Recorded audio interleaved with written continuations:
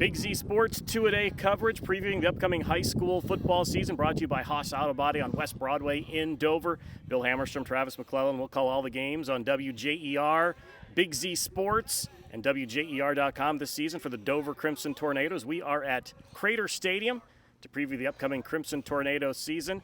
Travis, I don't think the season had the record that they wanted last year, but it couldn't have ended any better. Yeah, no, you're exactly right. And Coach Matt Rees' first season, 4-6 wasn't where they want to be and wasn't where the program expects. But no one works harder than Coach Matt Rees, and they're coming into year two where he has a little more experience under his belt. Got some coaches back and got some newcomers that have experience. So good things from the Tornadoes ahead.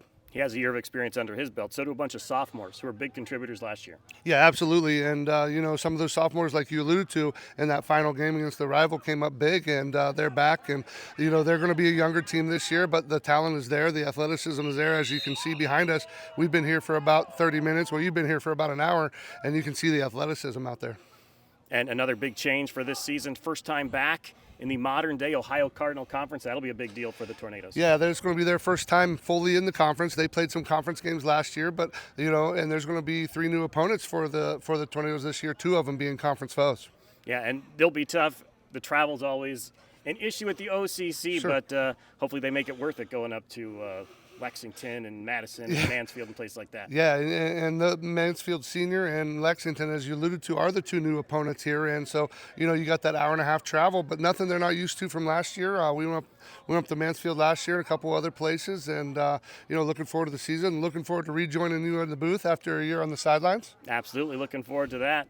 We'll be on the road there. We also have the Louisville on the schedule. Yeah, Louisville, very tough team there. My buddies are telling me there's 2 Division I caliber tackles there, so that's going to be a tough test in the trenches for the Tornadoes. Then also we open with Glen Oak. We got Steubenville, so that's a tough non-conference schedule. Yeah, your first 3 games are brutal. You open up with Glen Oak, who, by the way, Matt Dennison comes back to Crater Stadium here, so a familiar coach and a familiar team.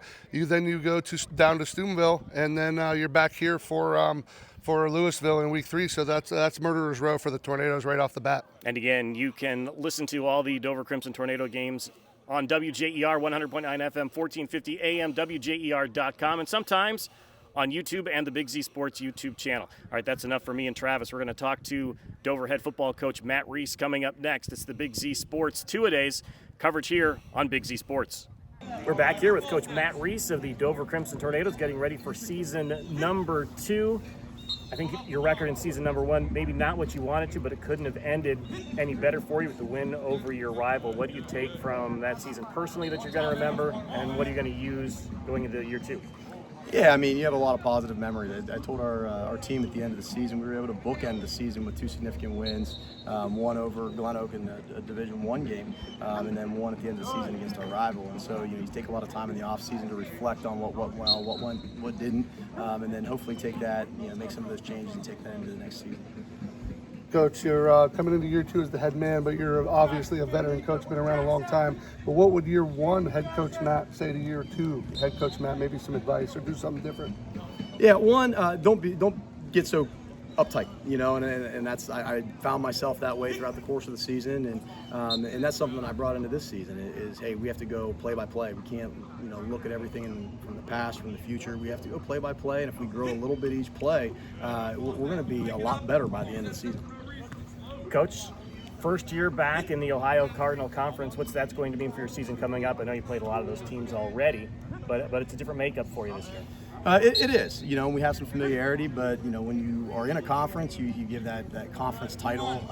You have that to strive for, to play for, in addition to, your Week 10 game, in addition to getting into the playoffs. But again, taking it day by day, a little bit of growth each day. And that's how we're coming into this, no matter if we're in a conference or not.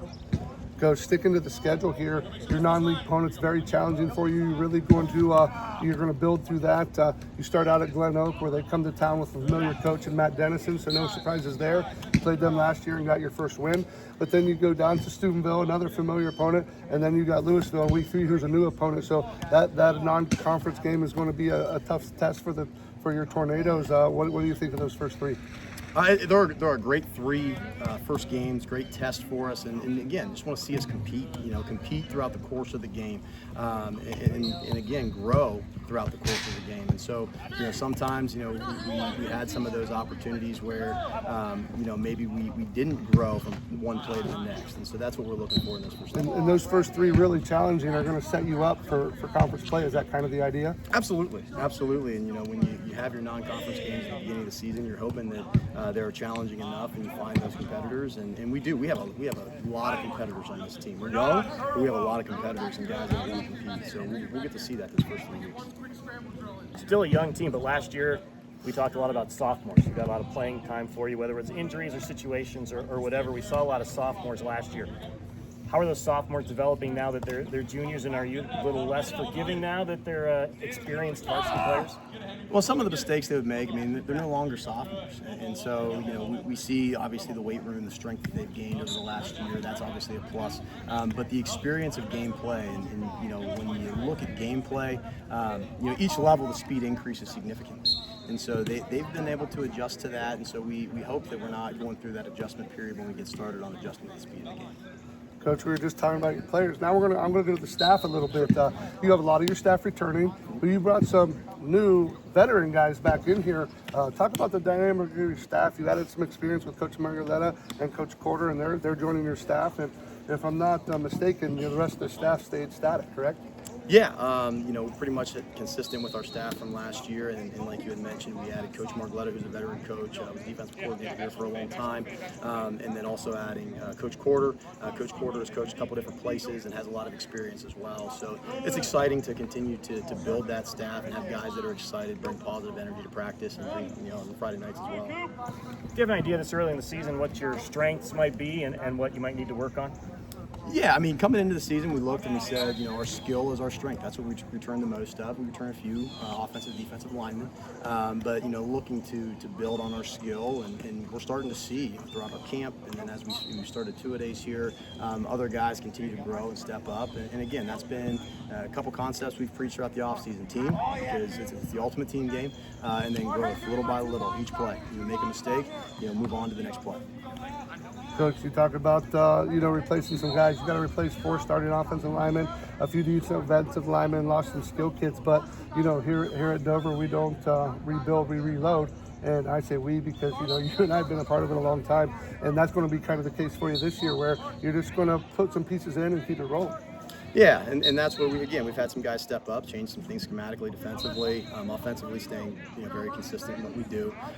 But again, trying to make things comprehensible for our kids, and it's high school football, and so we want to make sure that our kids are able to play fast every play. All right, you haven't said a single player's name yet. I'm sure that's by design as the head coach, but I'll take the fall. I'll say somebody's name. Dieter Weber, as your returning quarterback, you caught the eye of a lot of your opponents in talking to their coaches. Dante Clark, a receiver who kind of almost quietly had an outstanding season. He was on the field all the time. How about that connection between Weber and Clark coming into this season? Hopefully it just continues to grow. They're friends, on the field, off the field. They're competitive. So they've been up here working out on their own, doing workouts on their own when we didn't have scheduled workouts. And so again, we're looking to hopefully see them continue to grow, mold, and gel together. Coaching quietly on the defensive side of the ball, you have some returners there. Dante started it for 2 years, one at corner, one at free safety. Of course, Carson McGarry comes back, one of your leading, if not the leading tackler there on defense statistically, and Stone McKinnon and some other guys. So defense has some veteran presence on that side of football. We do, yeah, and you are correct. Carson was our leading tackler last year. We do return him. Dante didn't come off the field for us, so returning those two. Camden McCall also saw a lot of time defensively. So did Kyle Reveal up front. So we return some of those guys. Cohen Murray, we'll kind of split time. We saw a lot of time with him offensively last year. He's going to handle some weight defensively as well for us, and we have others that are continuing to grow. All right, Coach, let's wrap it up. Last question. Just how do you feel? The sun's out. You're on the football field once again. It's fall. How's it feel? It's exciting. I love fall every year. Sometimes I probably get a little too amped up for fall. I think I was looking at some of the fall Halloween stuff a little early. My wife wasn't too happy about that. But, you look forward to football. You look forward to the crisp air, a new start to a new year. And, I left a career where, I was in an office every day, and I get an opportunity to, come out here, coach a game that I love, and to help build me into the person that I am. And, you can't ask for much more than that. All right, Coach Matt Rees, Dover Crimson Tornadoes. Once again, Big Z Sports 2-a-day coverage brought to you by Haas Auto Body in Dover. Coach, thanks for your time. Appreciate it. Thanks, guys. It's Dover head football coach Matt Rees on 2-a-days. Big Z Sports continuing coverage to preview the upcoming high school football season, brought to you by Haas Auto Body here in Dover. Bill Hammerstrom, Travis McClelland, coming in out of the sun here. Not as smart as you. Didn't wear my sunglasses and my hat, so I always you gotta look at and be prepared. That's right. Gotta be prepared.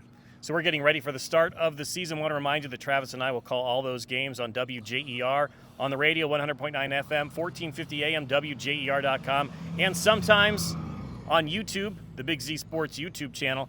Travis, how excited are you to get back up in the booth calling Dover games? I'm really excited. We're going to team back up again after my 1-year hiatus down watching my son from the sideline and just being a fringe part of the group. It's nice to be back up. It was nice to be here today and watch these guys getting ready, and lots of hard work going on out there, what we saw. Make sure you continue to follow Big Z Sports on all of your social media accounts.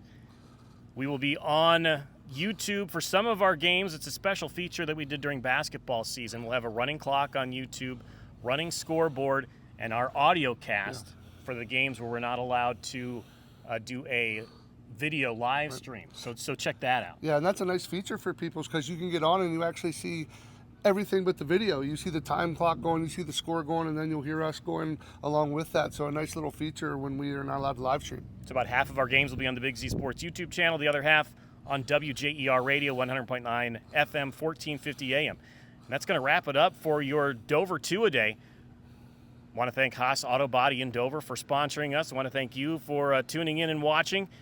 And that's going to wrap it up here from Crater Stadium in Dover. Travis McClelland. And hey, we're looking forward to the season. Can't wait to see you out there. Tune in for us. I'm Bill Hammerstrom for WJER and Big Z Sports.